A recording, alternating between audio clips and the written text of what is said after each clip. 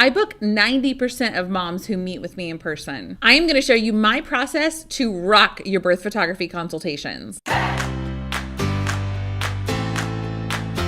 Hey y'all, my name is Tavia and I am the owner of The Beauty in Birth, and I teach birth photographers how to run successful businesses. Each and every week on this channel, I release a new video that's going to help you grow your birth photography business. So make sure that you subscribe to the channel below so that you get a notification every time there's a new video. Why should you even have a birth photography consultation with a potential client? All my clients who inquire about birth photography, I meet with them in person, and here's kind of a different perspective. I like to think of the birth photography consultation as the proposal. It's like the final step before somebody is going to hire you. You wouldn't just walk up to somebody on the street and ask them to marry you. You would build a relationship with them. You would get to know them. You would go out on some dates before you ask them to marry you. It's the same thing with a birth consultation. All the other marketing that you're doing is leading up to this proposal. It's leading up to this moment. So that's why it's so important that you're fostering these relationships online with your potential clients. You're showing up at in-person events where they are. You're showing up on social media. You're showing up regularly in their inbox. All these ways that you're consistently showing up for them so that whenever they inquire with you about birth photography, it's really a formality at that point, and you meet with them and ask them to marry you, ask them to purchase your services for birth photography, and it's an easy yes at that point. So I don't ever want you to think that the consultation is where they are just hearing about you for the first time. Hopefully all the other marketing you've done up to that point is making it easy to make the sale at the consultation. Everything you're doing up to this point is warming them up to the idea of hiring you. So I want you to tell me in the comments, when you're going into that consultation, how confident are you that that person is going to hire you? Tell me in the comments on a scale of 1 to 10. So the first part of figuring out how to rock your birth photography consultations and how to get hired as a birth photographer is setting up the space for the consultation. I'm in my studio. Obviously, this is where I meet clients, but when I first started with birth photography, I did not have a studio. So sometimes I would meet them at their home if you feel comfortable with that. Sometimes I would meet them at a coffee shop, but you can still set the stage and set up the area to be nice. So if you're meeting them at some place like a coffee shop, think about ways that you can make it feel like a studio. So could you bring your laptop and show a slideshow of images? Bring an album with birth images for them to flip through while they're sitting there, a canvas of a birth photo, or loose prints for them to flip through. Things that you would have at a studio, you can make the environment very warm and welcoming, just like you would at a studio. So think about how to set up for the consultation in a way that sets the mood and sets the space. If you know what type of birth they're having, so if they're having a home birth or a hospital birth or a birth center birth, if you know their provider or details like that, you could even have a custom slideshow showing those types of images. So I never want to make a mom feel uncomfortable, like if she's having a C-section and I'm showing her a slideshow of home birth images, she's not going to connect very well with that. And as a result, she might not connect very well with me. So could you have a slideshow of images that are specific to the type of birth that she's having so that when she watches it, she feels really connected to you in those images? And a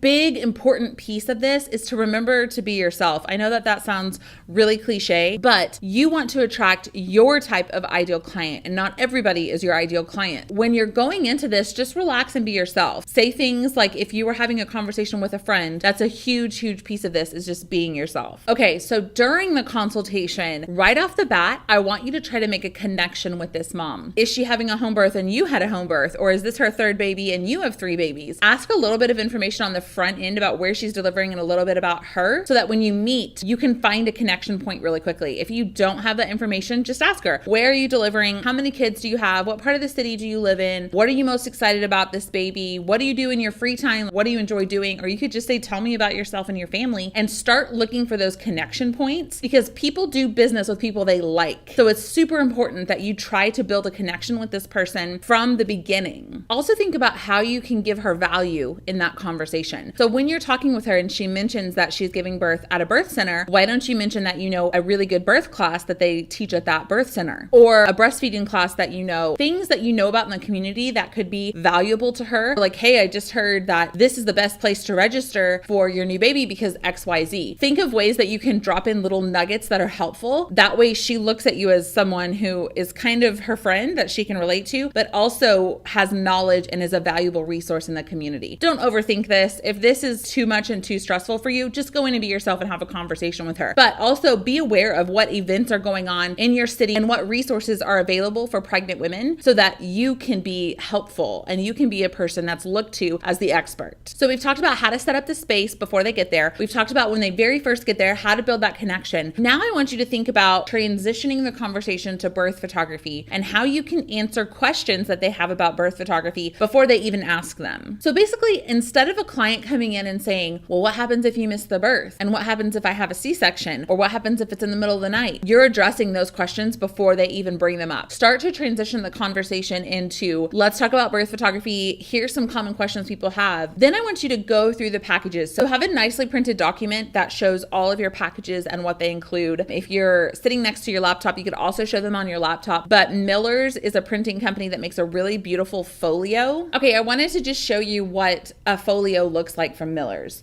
So it's just a little 5x7 and it's just like this on the inside. It doesn't flip or anything, but you can have your packages displayed in something like this. So when you're sitting down with them, you can just hand this over to them and they can open it and flip through it. It feels really nice. It looks really nice and high end, and it's pretty inexpensive to buy. So something like this would be really nice and hand them so that they can start looking at the packages. Then I would just go through one by one and explain everything that's in them. Also during the consultation, I give them a step-by-step process of what the experience is going to look like with me. So I say, I'll collect your deposit now, which is $350. At this many weeks, we'll meet again to talk over final details. I will go on call for you at 38 weeks. So please start texting me updates then, and we'll talk more details about that when we meet again for your final birth consultation. I go into detail about when to call and what to expect and that kind of a thing. And honestly, I speak as if I've already been hired when they meet with me. I don't say, oh, well, if you decide to book, then, no. I say, when you're this many weeks, this is what's going to happen. This is how much your deposit is. I speak to them as if I've already been hired. It projects confidence and assumes the sale. If they don't want to purchase, they will say, well, I need to think about it a little bit, or I'm not ready. And that's totally fine too. I know that a lot of this can seem intimidating and overwhelming if you're brand new to birth photography, but I want you to understand that you are providing a really, really valuable service to these moms. You're putting your life on hold to be on call to photograph one of the biggest days of their life. So I want you to really feel that confidence going into the consultation and know that what you're providing them is a really, really beautiful service. I know it's scary, but the more you do it, the easier it will become. So once you've explained everything, you've built a connection with them, they know your pricing, the scariest part is asking them for the sale. Literally asking if they want to book and shutting your mouth.